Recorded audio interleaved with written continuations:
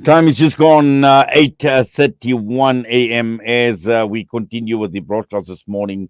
And this morning, Alhamdulillah, once again, we have the opportunity to remember the life of the late Imam Abdullah Haron, rahimahumullah. And I was just reading briefly about his life, and many of us don't know about his early life. We've all come to terms with the end of his life when he was brutally murdered by the apartheid apparatus. But who really was Imam Abdullah Harun? And this is the reason why this morning we are talking with his daughter, Fatiema Haron-Masoet, who is on the line with us from Cape Town. Sister Fatima, Assalamu alaikum wa rahmatullahi wa barakatuh. Juma Mubarak to you. And as always, it's an absolute pleasure having you with us here on Salam Media. Wa alaikum salam wa rahmatullahi wa barakatuh. Brother Inayat, I say shukran to Salam Media for giving me the opportunity to share with your listeners about the life of our beloved father, the late Imam Abdullah Haron. Yes, and as I mentioned, interesting that I was just doing a bit of reading up about his early years, and from the time he was born, still an infant, when your grandmother and his mother had actually passed away, and just looking at the early years of his life, and perhaps we could begin by you sharing a bit about his early lives as a child growing up, and and then we found in later years the impact that he had actually made, not only to the country but to the Muslim Ummah and to the world at large. أعوذ بالله من الشيطان الرجيم بسم الله الرحمن الرحيم. Yes, allow me to start off with left off Brother Inayat to say that his mother died when he was an infant, and he was raised by his aunt who never had any children. His father then, he had, of his mother, there were 6 siblings, and then his father, because he was a baby, his father then remarried, and then he had another 7 siblings. So they were quite a big family. And my father was as he was raised by his aunt, she was very wealthy, and she was the one that nurtured him and guided him and inspired him to be educated and to be well informed. And she was the one that sent him to Tafala Primary School, and she also allowed him to pursue his Islamic studies in Makkah for 2 years under Sheikh Abdurrahman Al-Alawi Al-Maliki, who died in 1986.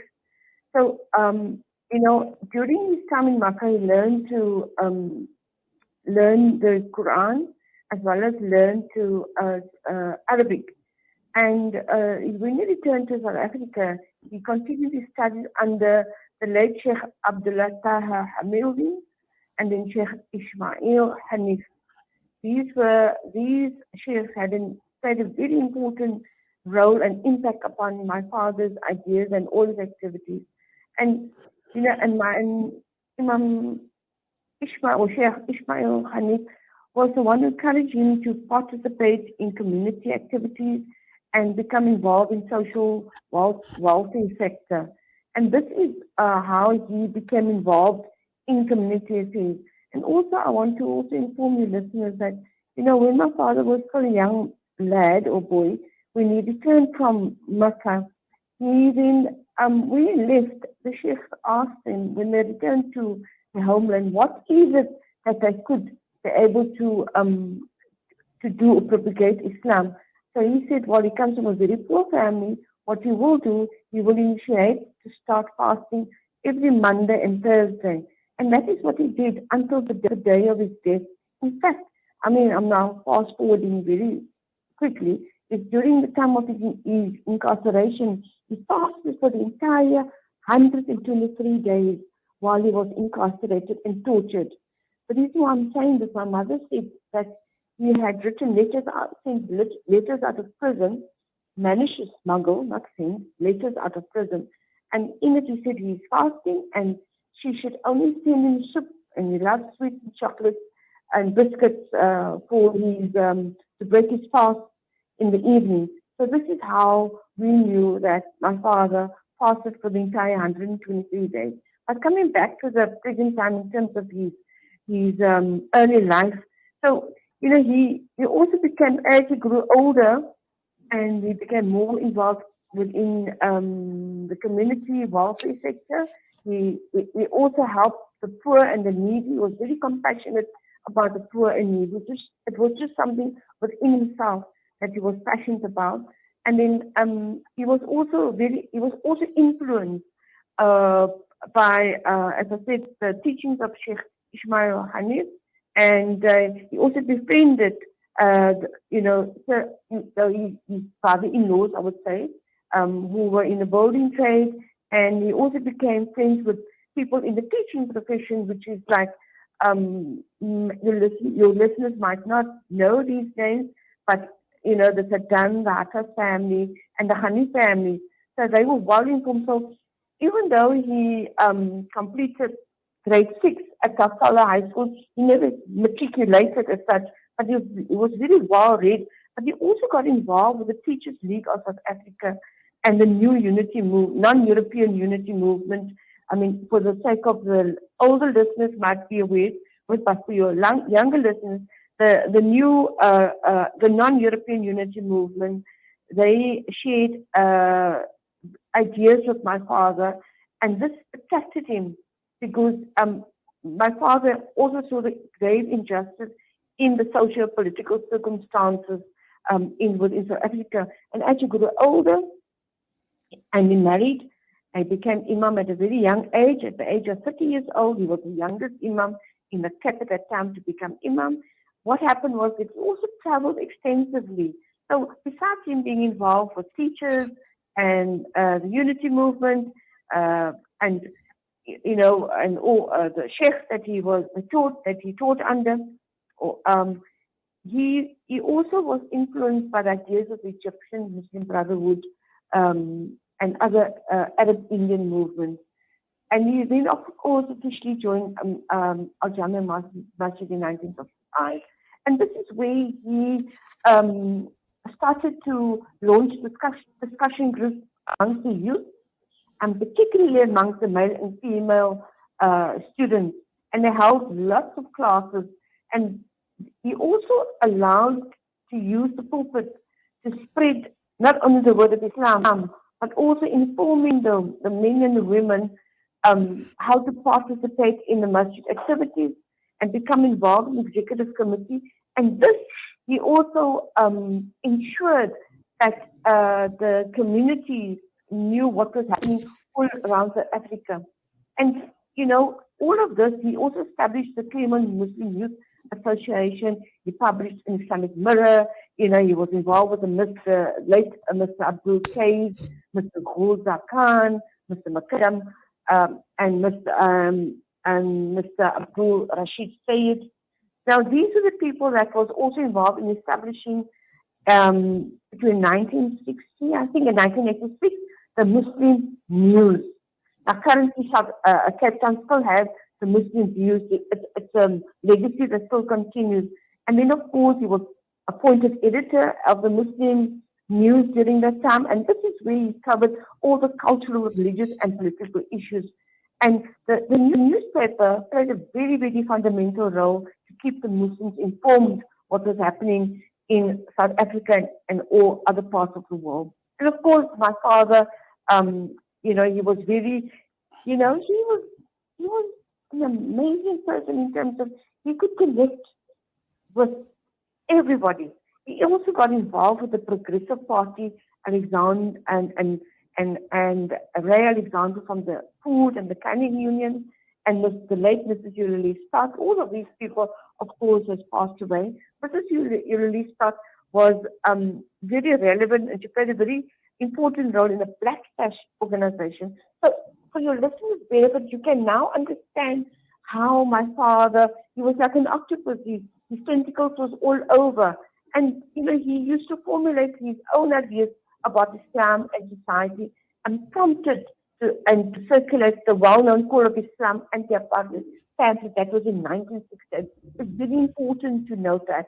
Um, he also listened to various.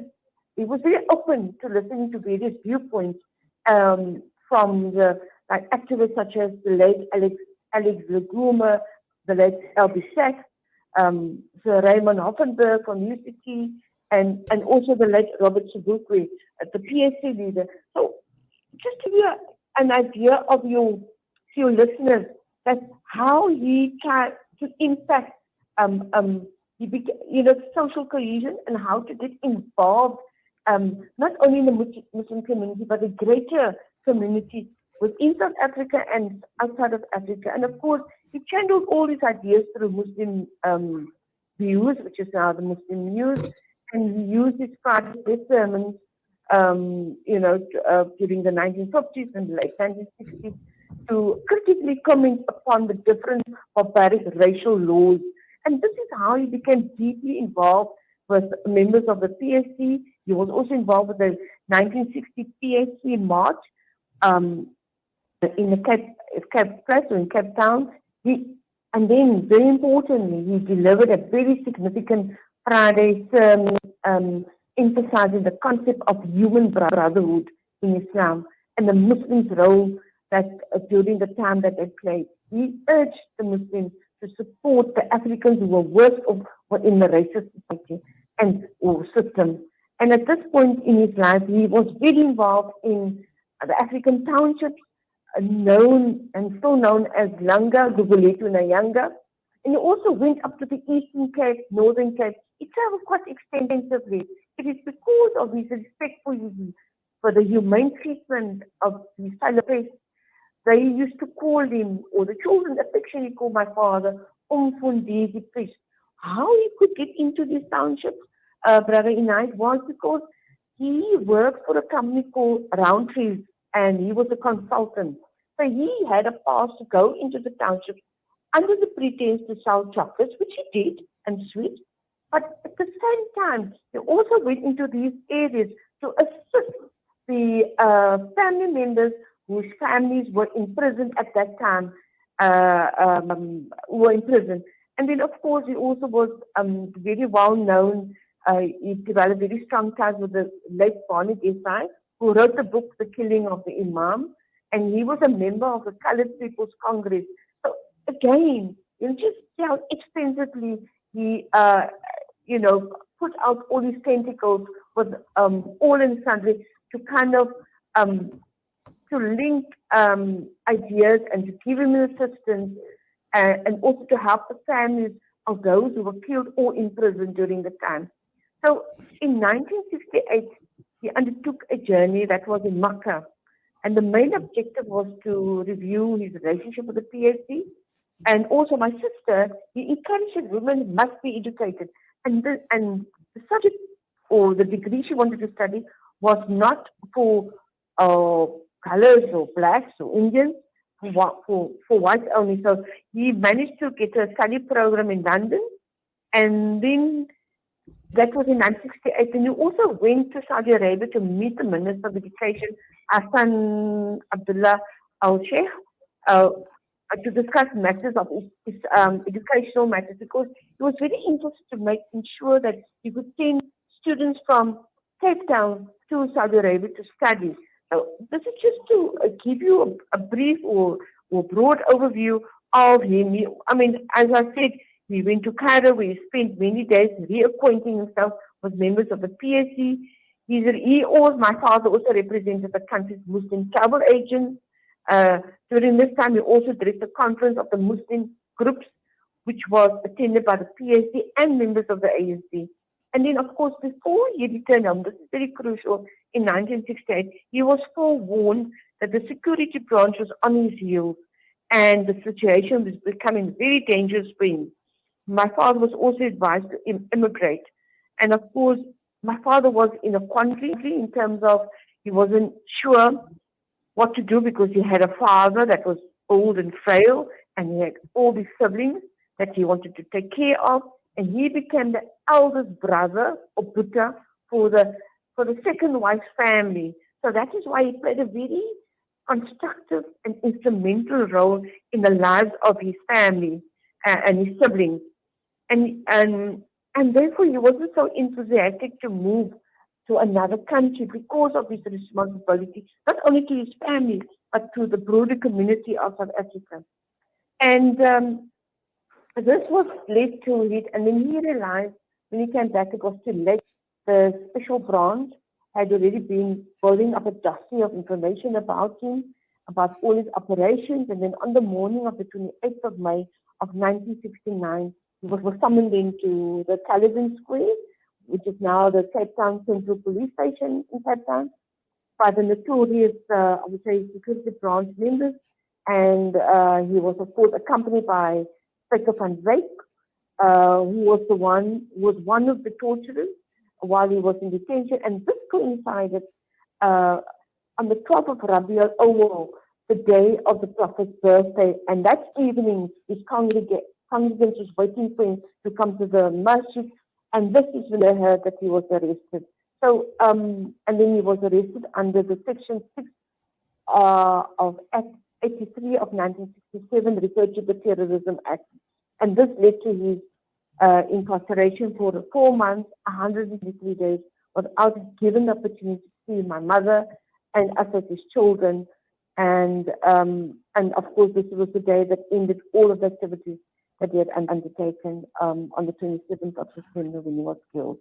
Well, Sister Fatima, you've unpacked so much about the life, and it couldn't be more true when you make this comparison of the octopus and the tentacles all over the show. And very seldom do we see, such a complete human being involved in just so much during his lifetime. It was a short lifetime, and Allah subhanahu wa ta'ala had certainly blessed him.